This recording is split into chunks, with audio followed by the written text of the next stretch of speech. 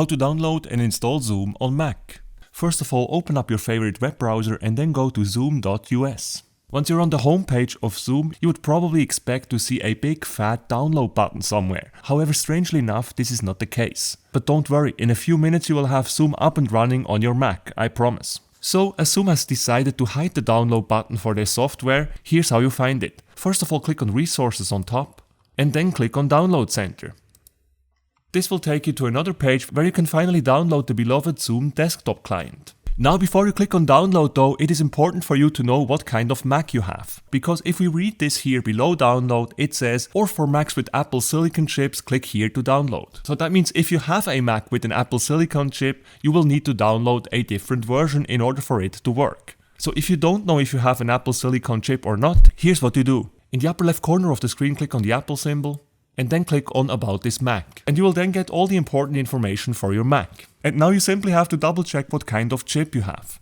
Apple M1 Max. Wait, is that an Apple Silicon chip? Yes it is. Well, how do you know? Let me break it down for you. If your chip here has M1, M2 or M3 in it, then yes, you have an Apple Silicon chip. If it doesn't have M1, M2 or M3 in it, then you don't have an Apple Silicon chip. Also, Apple Silicon chips are rather new, so if you have a prehistoric Mac that is 7 or 10 years or 12 years old, then you most definitely don't have an Apple Silicon chip. So now that you got this out of the way, you can click here on download if you don't have an Apple Silicon chip, and if you have one like I do because I have an M1 chip, then you will click here where it says here, ironically. Once you did that, the Zoom desktop client will be downloaded and it will be placed in your downloads folder. So go to your downloads folder and find the file that is called zoom-us-installer-full.pkg.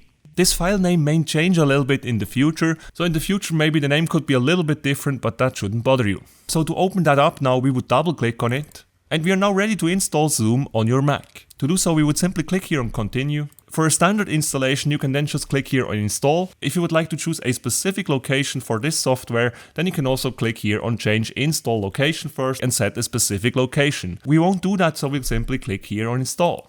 You will then also be prompted to enter your Mac's password. So we enter that, and then we click on Install Software. The installer would like to access files in your Downloads folder. Okay, we're gonna allow that.